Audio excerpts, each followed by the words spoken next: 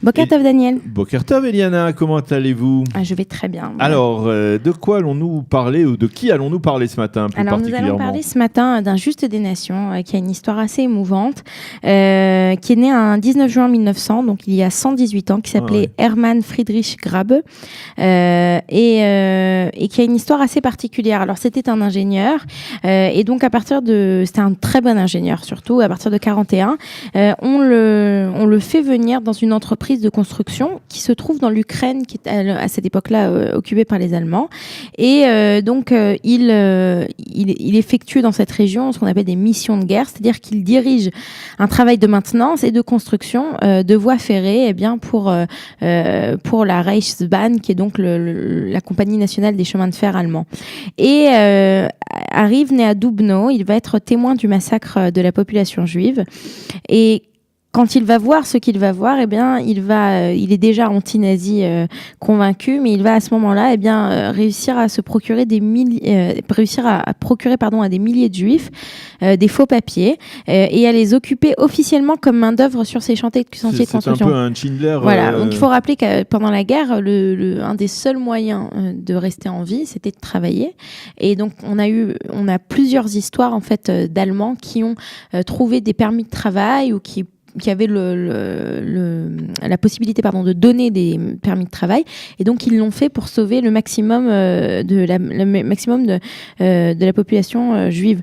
Et il avait écrit on ne peut pas voir, enfin il l'a dit plus tard, on ne peut pas voir couler devant soi tant de sang et ne pas être bouleversé. J'étais obligé de faire quelque chose, il me fallait protéger le plus de gens que je pourrais.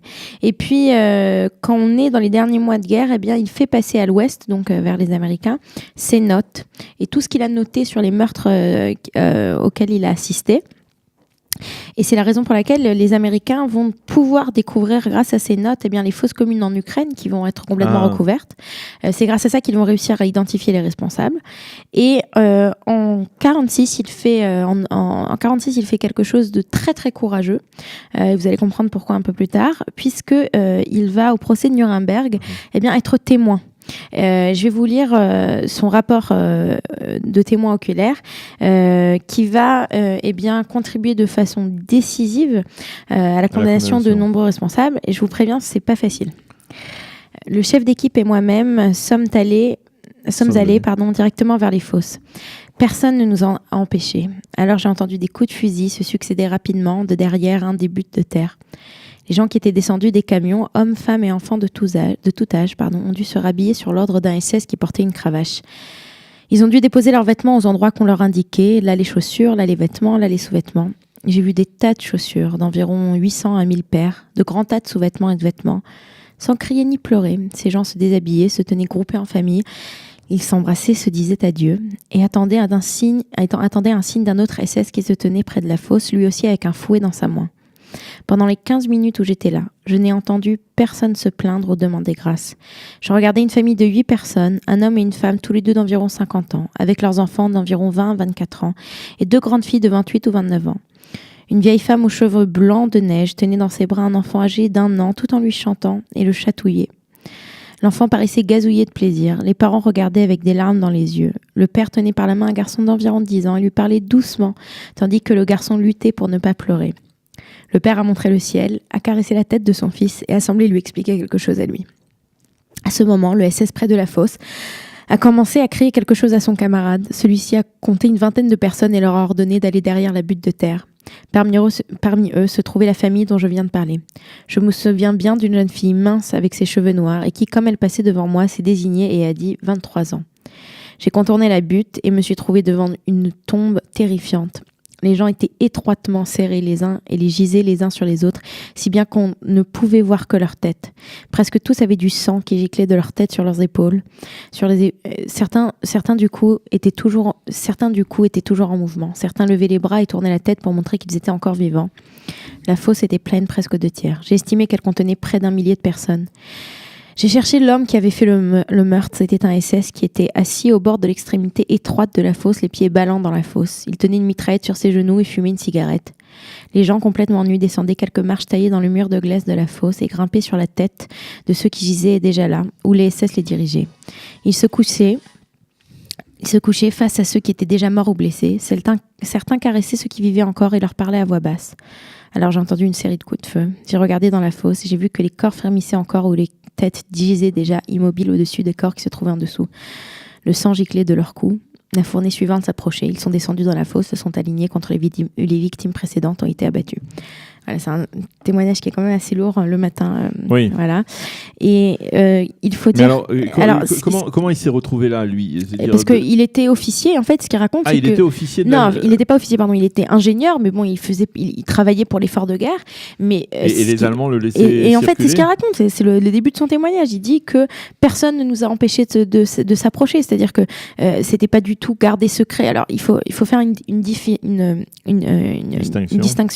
C'est une distinction qu'entre autres le père Desbois a beaucoup faite entre la Shoah par balle qui s'est déroulée donc dans tout ce qui est devenu après l'URSS, donc à partir de la seconde partie de la Pologne et l'Ukraine et la Russie, où les Allemands ne prenaient pas véritablement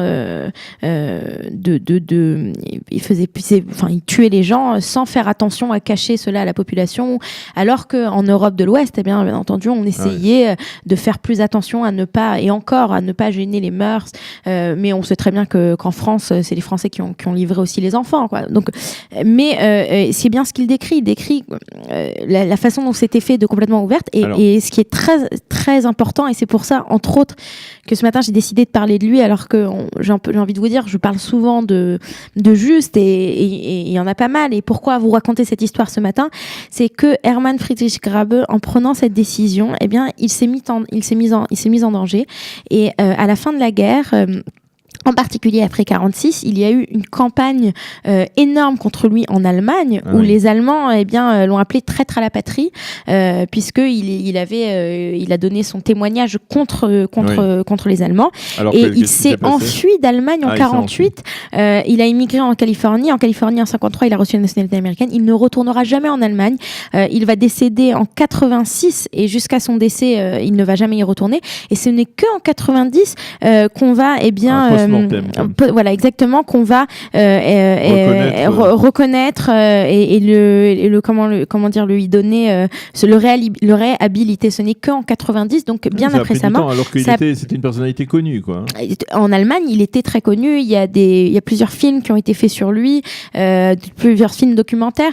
Par exemple, le Spiegel, qui est le célèbre journal allemand, etc., qui est connu pour avoir dénoncé les nazis et pour être anti-nazi, enfin bon, après la guerre bien entendu, mais qui est connu pour être un journal qui entre guillemets pense bien, n'a écrit un article pour le réhabiliter qu'en 2001, alors que il est mort en 86. Et j'aimerais juste terminer, dire que bon, nous en Israël, dès 65, on lui a donné donc ce statut de juste parmi les nations, et je dois dire que c'est émouvant d'entendre parler de personnes qui se sont mises en danger, non seulement pour sauver des juifs, mais ensuite après la guerre pour rendre justice à ces juifs, entre autres à ces juifs qu'il avait vus se faire tuer. Et donc c'est la raison pour laquelle ce matin j'ai tenu à vous parler de Hermann Friedrich Grabe. Voilà. Merci beaucoup Eliana, c'était particulièrement émouvant, et c'est important de rappeler l'ongle souvenir de cette personnalité qui n'a pas été suffisamment peut-être connue. Exactement. Voilà. Alors une pause tout de suite, et la revue de la presse tout de suite après. Vous aimez l'histoire juive ? Retrouvez Liana Gurfinkel dans Un jour notre histoire sur Studio Kalita, c'est tous les matins, pour découvrir ensemble les événements et les personnages qui ont fait notre histoire.